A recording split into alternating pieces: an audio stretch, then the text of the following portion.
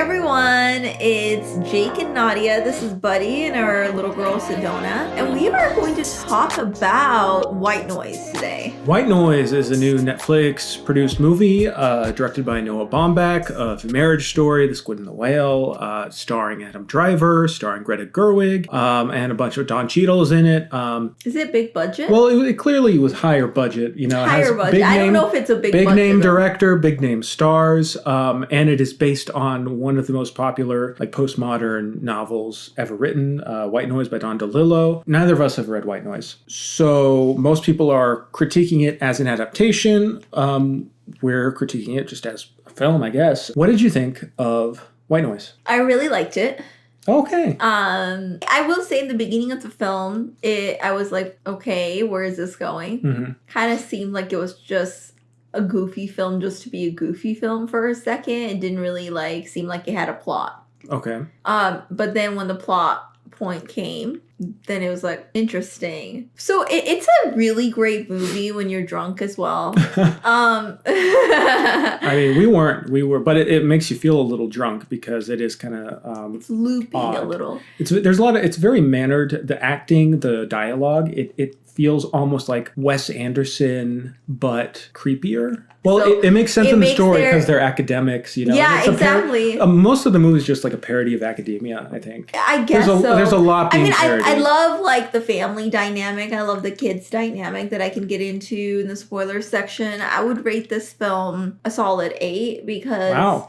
Yeah, because it's just a fun film. I would just put it as a warning that it is going to if you don't know the overarching plot, then it's going to be a little bit weird in the beginning of okay, what the heck is this movie about? The structure is a little off, and I think that it's not traditional at all, and you don't feel like it's following a traditional script format. I will say Adam Driver, Mm-hmm. his performance is amazing. He looks so different in this film. I really thought his performance was great. His wife, the actress who plays it, whose name is Greta Gerwig. Yes, and she was phenomenal as well. And I didn't know that she was a director. Yep, Little Women, Barbie coming out. Yeah, and she, I just think that sometimes playing roles that are a little wacky and kooky takes a lot more acting effort, and I just thought that that was on point. They didn't miss any beats with jokes and such things. The kids really added to the whole family dynamic. It's interesting how they portrayed the marriage relationship as very loving, but there was also little, as I've said, the word of the day for this film is kooky. What did you think? What would you rate it, first of all? Let me talk about it first, then I'll rate it. I'm actually surprised because I thought after we watched it that you hated it because we don't talk about our thoughts after we watch these movies. So we don't talk at all besides on camera until we sit down. Yeah, it was so bizarre and it felt very much like it could have been a 3-hour movie, just extravaganza, just very much in the vein of Babylon in a way, where it's just, you could tell it was extremely ambitious and it was trying to do something different. I don't know how many Noah Baumbach films you've seen, but this is nothing like what he typically does. You know, he does small, intense dramas / comedies about people getting divorced. You know, it's the Marriage Story. Marriage Story. Yeah. You know, Squid and the Whale. It's very very different tone that was really refreshing to see, and it felt very big. I will say, this movie has amazing set design, directing, performances are fantastic. It is very immersive, and it really pulls you in even when maybe not so much is going on with the story. I will say the first half of this movie is fantastic. I felt totally drawn in. There's obvious parallels to COVID that was conscious, you know, because the book was written in the 80s. This movie is set in the 80s. So it is a satire of Reagan era America and how that has to face when they have to face an actual, human crisis. It's very funny. At the same time, it did kind of fall apart later in the film, and I think, and what others have said, is that it was almost too much of a literal adaptation of the book. From what I've heard, the book kind of tosses around a bunch of different subjects and themes, and this felt like it was trying to hit on a bunch of stuff. There was a surreal feeling until the end of the movie where I just kind of felt this maybe, I could imagine this working well in the book, the dialogue, with all of that stuff, but I feel the kind of surreal feeling wasn't there, and it felt like it just didn't really hit the mark perfectly. So I'd give this a 6 or 7. Wow, I'm surprised. But with that being said, I really enjoyed it, and I do feel like upon repeat viewings, I could probably like it more. It felt like a lot of shots was very like Spielberg in the 80s, you know, the kind of like big scope of it, you know, the lighting, it felt very Spielberg. There's a lot of films that kind of try to like capture that Spielberg type Yeah, of but this vibes. specific like 80s, well, I guess so. A lot of movies like Stranger Things, you know, trying to do like the Spielberg look. Mhm. But this one I thought especially did it well. And it worked so well with like the goofiness and like you said, the kookiness. It's a kooky film. It's just weird. It's got really bizarre dialogue. The characters are in a weird frame of mind. It is hilarious. It's interesting that you say the movie falls apart because I thought of it for a second through that lens of a typical script and how it's like going like this a little bit, right? And you're like, is someone trying to shoot you with a gun? Like, why are you running that way? But I just came to expect after like the first 20 minutes, just this movie not to make sense. Right. You know, well, that's good. Especially with the wife scene and the conflict there. I didn't think it fell apart because I was just like, there's nothing to fall apart. That's interesting. I mean, I see what you mean there, and totally like it doesn't have to fit the standard formula. I just thought that it was moving in one direction and then it kind of completely switches off. It switches tracks, and I in spoilers I will talk about what I think maybe could have done, which obviously would probably stray from the book, but I feel like on like a script level, maybe this would have made it feel more of one piece, you know? The first 2 acts are one movie and then the last act is like a different short film, you know? That makes sense. Yeah, it was great. And honestly, my rating could go up after watching it again. But yeah, I was really... So would you recommend it still? Yes, but just know that you're going into something not normal. I mean, it is on Netflix. I think it was like number 2 on trending when we watched it, but I'd say like if your family's looking to watch something fun on Netflix, like maybe not this. This is not the kind of fun movie to watch with your family unless they're weirdos like us. I don't know, but I would recommend it. Yeah. Spoilers. Let's get to spoilers. Okay. I really love the dynamic between Adam Driver's character and his son. Yeah. It was really funny, especially like, love that one particular scene where the son is asking for like a toxic chemical gets leaked because of a drunk truck driver who crashes into a moving train. So it's exposed, and Adam Driver, his character is not like at first like fazed by this. His son is like talking to him about that, and then I love when his son asks him a question and then the Adam Driver's character is like no, because I'm just gonna tell you something and you're gonna refute it with data. Yeah. Well, that's one thing that was great, and I honestly thought Adam Driver lent a bunch of charisma and personality to a character which could otherwise have been really unlikable. I think Adam Driver's just presence made him somewhat likable, but he was kind of like an idiot, you know, and he's the leading academic on like Hitler studies. All of this like real world shit that they're dealing with, the way it's discussed, you know, in academia, the way he handles real crisis in his home world and everything, it's very like sanitized, very intellectualized, and like not really dealing with like real problems because they live a very comfortable life. And that's kind of the point, I think, you know, they live such a comfortable life that when like this toxic event happened, the toxic cloud is coming, just that whole sequence was fantastic of them watching the cloud and like listening to the radio and going like, oh, they're calling it like a giant plume, you know, a smoke cloud. And Adam Driver's like, okay, well, that's good. They're coming to terms with it. That's good. Like, should we be worried? He's like, no. Let's have dinner. Well, he was just like, we're too privileged to be affected by it. No, and it's like, and I thought that was, first off, very reminiscent of like COVID when like people were like, oh, this isn't really happening. Like this can't happen to us in our society. How could this affect us? You know, and that kind of like sudden panic that comes upon everyone. And I really think that you have a great point about like just the switching of storyline, or the goals at least, right? Because in the beginning you think it's just like academia. Adam's character is very much like the best of the best in his field. He makes good friends, it looks like, with another professor who talks about Elvis. He tries to help out the professor like get more popular by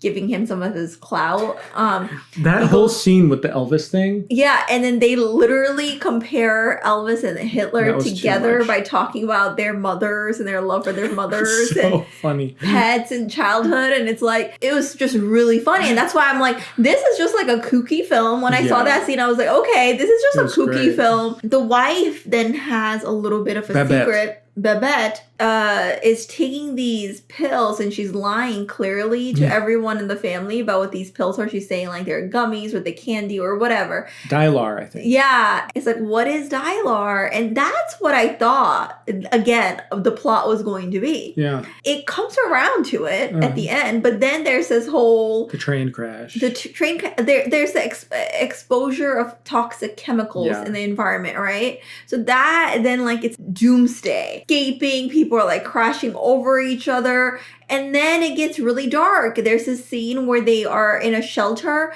and then the professor, the Elvis specialist professor, he gives Adam Driver a gun. Adam Driver, yeah, exactly. And then, oh my God, I for sure thought he was going to kill someone and it was going to take a dark turn somehow. Yeah. You know, he even sees someone who's like, gun control is brain control or something like that in like a my God. He sees the conservatives and he's like, they probably know what to do in a survival situation. Yeah, and then they just like fall like in the wilderness. Follow them into the river. In the wilderness, and then they end up landing in the river and then get back just on track with the normal Very traffic. Much a keep calm and carry on kind of attitude. And then it's like, okay, so I guess he's not going to kill someone. Then everything is fine. They get back in their home and it's almost like this never happened. I guess the main plot, if I were to say anything, was the Dilar plot with the wife, because that comes around. It's revealed that she cheats on Adam because she's scared to death. And she thinks it's not like a common fear or whatever.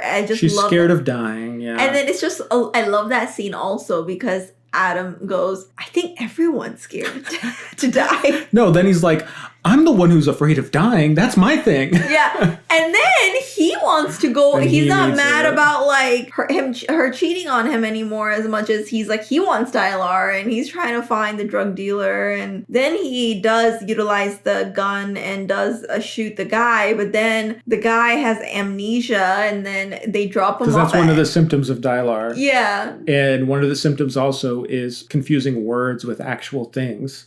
Well, I love that scene where he gets knocked out and then he wakes up and then he's shot and then he just like, what happened? And he's like, they're like, you shot yourself. I did? And who shot you? Oh, you did. You did. You shot us. We forgive you. Yeah. Oh, that was great. And then they're in like a church at the end, which I think, and the nun doesn't believe in God or whatever. Yeah. It's like, I think it comes around in that way where they're both, like in the beginning of the film, they're talking about death, like who's going to die first. It's a little cutesy way. But then it comes around to them accepting death and then they kind of carry on, you know, and get over their fear through the craziest adventure. And I think that's like the only thing that really the main plot point. Everything else is like subplot that really like scarcely applies. Yeah. Well, and the one thing I think that maybe could have made it feel like a little more coherent, at least the overarching structure, because we're like building on this plot with the toxic thing and they're fleeing and it gets bigger and bigger. And then all of a sudden, out of nowhere, everything's just back to normal.